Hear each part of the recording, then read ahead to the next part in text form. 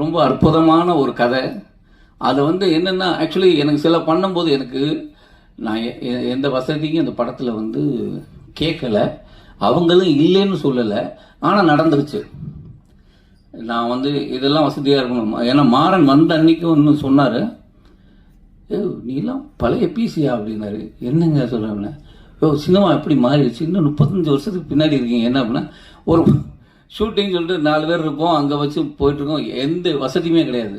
நான் சொன்னேன், இந்த ஊரில் என்ன வசதிங்க கொண்டு வர முடியும் பாருங்கள். எனக்கு இல்லை, இன்னைக்கு லொக்கேஷனே மாற்றிருக்கலாம், ஏன்னா கதை இந்த ஊரில் நடக்குது, அதான் இருக்கணும். ஐயோ, நாங்கள் எங்களுக்கு ஷார்ட் முடிஞ்சால் ஒரு கயிற்றுக்கட்டில் போட்டு உட்காரணும். அது இப்போல்லாம் அப்படி இல்லை. அது வந்து நம்ம ரெஸ்ட் ரூம் போகணும்னா இங்கேருந்து பைக் எடுத்துக்கிட்டு எங்கேயாவது போகணும்.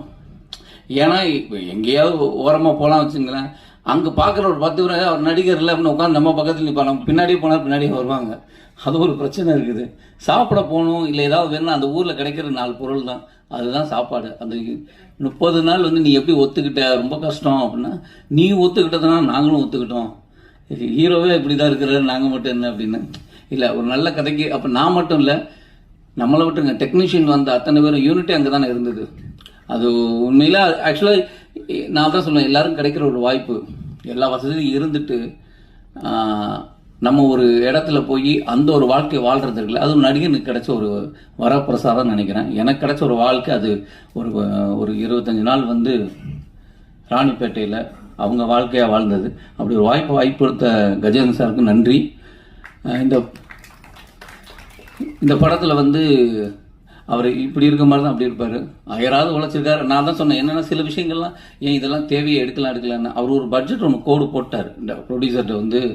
ஏன்னா இது சின்ன பட்ஜெட்டு அப்படின்னு சொல்லி கூட்டிகிட்டு வந்து அதை வந்து என்னமோ அவர் பாக்கெட்லேருந்து எடுக்கிற மாதிரியே தான் உட்காந்து வேலை பார்த்தாரு. அதனால் சில விஷயங்கள் வந்து இது போகலாமேங்கும்போது அது மாட்டலை. இல்லை சார், இது எனக்கு தெரியும் சார், இந்த கதைக்கு இது போதும், இந்த கதை இது சொல்லும் அப்படிங்கிறத ரொம்ப தெளிவாக ஒரு கிராஃப் போட்டு படம் எடுத்திருக்காரு. கண்டிப்பாக இந்த படம் வந்து என் லைஃப்பில் என் வரிசையில் நல்ல படங்களில் இந்த படம் ஒன்றா இருக்கும். ஆனால் இது வந்து எனக்கு வியாபார ரீதியாக அது பெருசாக இருக்கணும். ஏன்னா இந்த அர்பர் பிரைவேட் லிமிடெட் வந்து இதுக்கு அடுத்து, ஏன்னா இந்த கம்பெனி வந்து எனக்கே 2-3 கதைகள் சொல்லியிருக்கு, எனக்கு இல்லை, இவங்கள்ட்ட 2-3 கதைகள் இந்த மாதிரி யதார்த்தமாக உண்மை சம்பவங்களை வச்சுருக்காங்க. அவங்கெல்லாம் அந்த படம் எடுக்கணும்னு ஆசைப்பட்றாங்க. அவங்களுக்கு இந்த படம் ஓடணும், அடுத்த படங்கள் நல்ல படங்களாக இருக்கும், ரொம்ப நல்ல கதைகளாக இருக்கும். அதனால இந்த படம் வந்து கண்டிப்பாக ஒரு பெரிய சக்ஸஸ் ஆகணும். அதுக்கு உங்களுடைய சப்போர்ட் தேவை.